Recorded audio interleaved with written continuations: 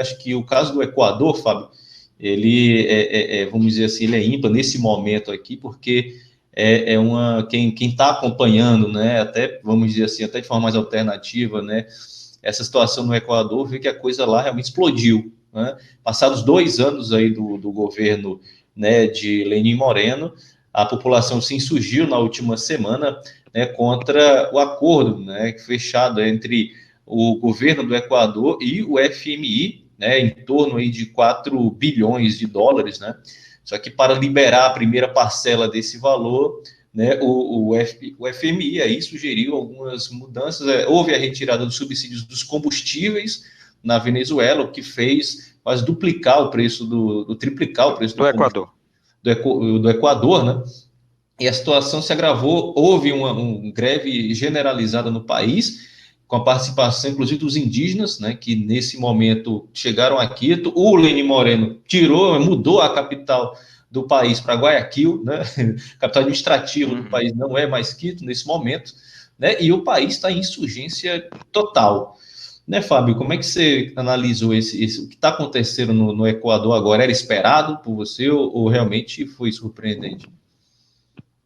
Não, esse presidente equatoriano é um canalha, né? Canalha, o que ele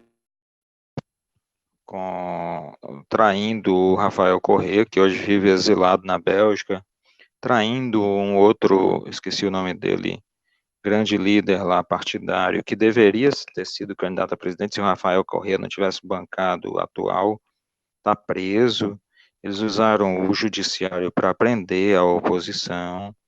Ele traiu o Assange, entregando o Assange à polícia inglesa. E agora aí ele faz aquilo. Eu recomendo até um livro antecipando, aquele Confissões de um Assassino Econômico, né? E que o cara vai e mostra como esses órgãos internacionais forçavam governos subdesenvolvidos a receberem empréstimos. Lideranças desses países pegavam uma parte, ficavam ricos e empobreciam o país, né?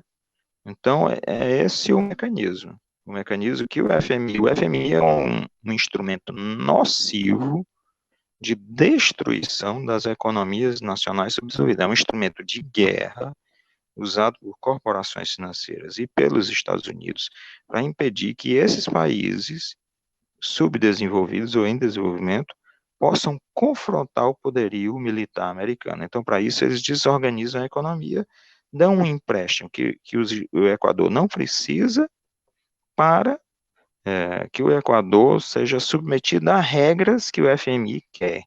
E é uma regra que o FMI quer, a gente tem que ver, não é porque a gente vê assim, o FMI, o Banco Mundial, aí imagina,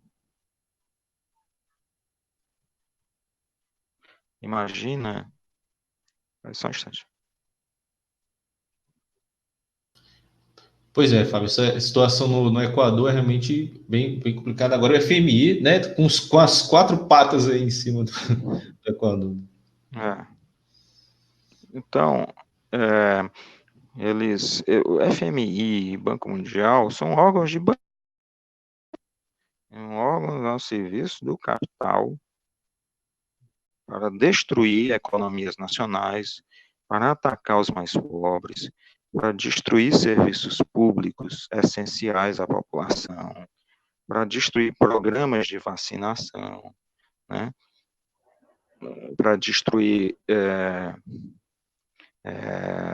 programas de assistência à infância. São órgãos assim com políticas doentias, maléficas e que precisam ser um câncer que precisa ser erradicado dos países da América Latina e do mundo, sabe? Estava falando sobre essa situação do Equador com o Gustavo Guerreiro, né, nosso programa Jogada Geopolítica, que eu indico todo o pessoal assistir, e ele analisava essa situação. A gente teve um caso de traição aí política, né, do Lenín Moreno com o Rafael Correa. Aqui no Brasil aconteceu algo muito semelhante com a situação da Dilma com o Temer, né, que, né, foi e aplicou, né, todas aquelas reformas, né, trabalhistas, mais ou menos nos moldes em que o Lenín Moreno o faz. A questão é que o povo equatoriano, né, não suportou a traição durante muito tempo, né? Aqui o Temer concluiu o seu mandato, né? Enfim, passou de novo, passou a faixa para o Bolsonaro. Né? Mas lá no Equador, é interessante essa participação indígena, né? A força do movimento indígena no Equador é algo realmente impressionante. Mas vamos dizer assim, Fábio, é como se realmente, olha, é uma intolerância com esse tipo de comportamento, né? O povo equatoriano está dando um exemplo aí, né? Sim.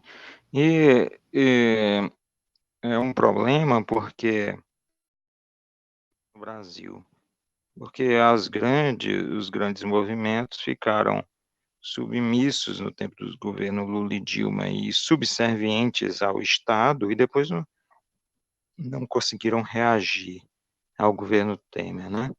Quer dizer, não houve a formação de um trabalho de base, os que estavam dirigindo o movimento sindical e popular tentaram a todo momento é, é, é, controlar o movimento popular.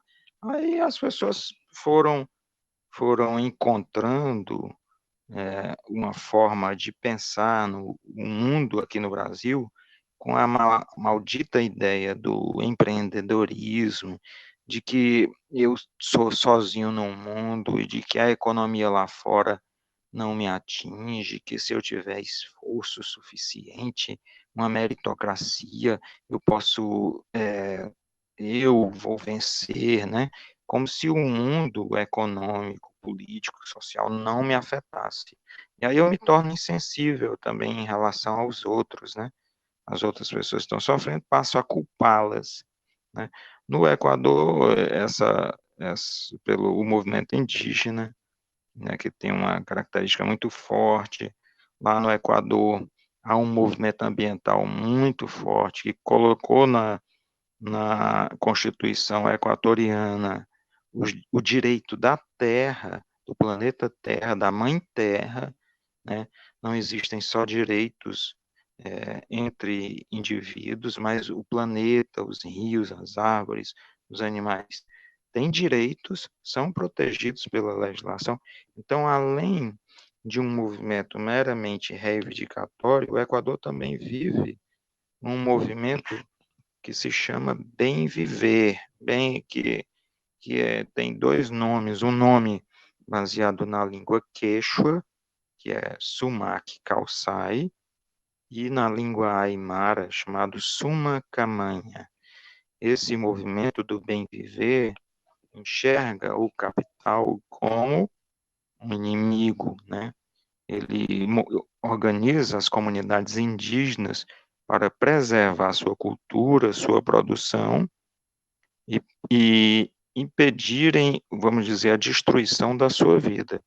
Então, as comunidades indígenas têm tinham uma independência de movimento político em relação ao Estado, ao Rafael Correa, enquanto aqui os governos Lula e Dilma incentivaram a subserviência do movimento sindical dos movimentos sociais ao governo e ao Estado, como se jamais fossem sair do governo do Estado. Então, essa subserviência desarmou a população para uma luta, para uma compreensão do perigo do capital. Os indígenas equatorianos têm isso, as comunidades indígenas sabem o perigo que representa o capital, assim como na Venezuela.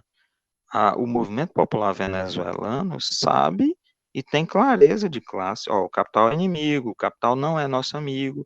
Eu não estou aqui para satisfazer banqueiro, para poder promover os maiores lucros da história que os banqueiros tiveram e se vangloriar disso. Não, eles estavam lá percebendo que ali estava ao lado do inimigo. Que aqui se desarmou todo mundo, achou que era possível um acordo de classes permanente que seria levado através de políticas públicas a uma espécie de paz social, como se os capitalistas fossem suportar isso, e aí está aí o preço pago, né, pelo próprio Lula, grande liderança nossa do movimento social, preso, né, sabe? Inclusive, E as derrotas constantes, a derrota previdenciária, trabalhista, né, perda de empregos, né, entende? Então, nós estamos pagando com o nosso sangue o erro de achar que a luta de classe tinha acabado. Foi um ledo engano, né, Fábio? Realmente, situação no Equador. Mas o Rafael Corrêa, ele já. Porque o Lenin Moreno está aí acusando o Rafael e o Nicolás Maduro de estarem tramando um golpe contra ele, né?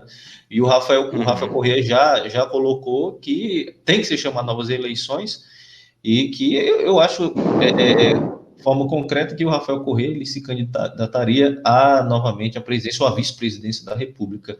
Você acha que o Rafael tem força política no Equador e pode voltar a liderar o país? Mano? Assim, eu acho que exemplo para o Brasil de combate de rua parece muito a insurreição popular turca que impediu o golpe contra o Erdogan, sabe? É, então, vai depender do que o Rafael Correia quer dizer. Talvez o movimento não parece ser em torno, esse é um outro grande erro aqui do Brasil, não parece ser em torno de uma liderança única, né, de uma pessoa que vai nos salvar, né, como o Lula, né, não. Lá o movimento é um movimento de massas, as pessoas estão agindo, o problema, a bandeira central não é o Rafael Correia, há um programa político por trás dessa insurreição, é um programa contra o FMI, contra os aumentos, né, contra a perda de direitos sociais, né, e contra o governo, e o Rafael Correia pode se beneficiar disso, é óbvio que ele deve ter influência sobre o movimento, apesar de que esse movimento tem independência de ação em relação a ele. Então, isso é que é legal. O movimento popular é independente de uma liderança, certo? Entende? O Aham. Lula se tornou a liderança única, isso é um problema para ele e para nós, né? Dependência, Porque né? basta prender, pronto, paralisou Pois é. todo mundo, né? O Equador realmente mostra, vamos dizer, um caminho das pedras aí, né? Porque tem.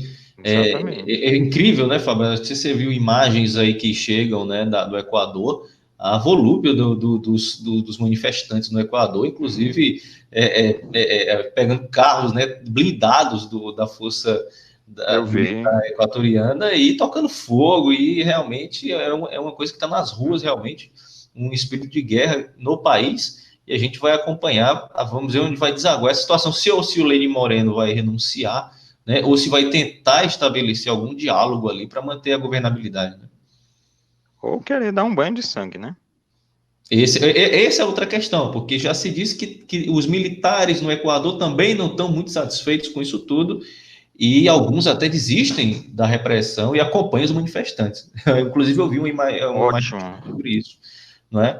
Que pega toda essa situação. A Venezuela tem também os militares, muitas vezes vão para o lado do povo realmente para fazer, né, as Isso. manifestações. Se os militares, eu ainda, infelizmente, não vi essas imagens, mas se os militares estão insatisfeitos, e há motivos para estarem insatisfeitos, porque é óbvio que os governos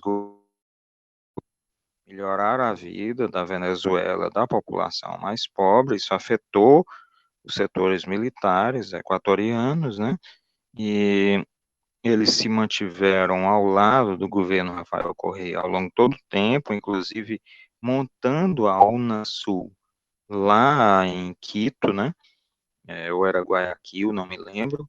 E, quer dizer, havia uma articulação bolivariana, o governo do Equador, como eu disse, alterou sua constituição, houve uma articulação, ele participava essa equação bolivariana. Isso não seria feito sem que os militares tivessem uma participação de, no mínimo, neutralidade e indiferença em relação a isso. Então, vamos ver como se comporta aí o setor militar diante disso, porque pelo Lenin Moreno, pelas palavras que ele diz, se ele pudesse, ele já teria tentado promover um banho de sangue, o que eu digo que não pararia o movimento, né? Seria o estopim de insurreição para revolução popular no Equador.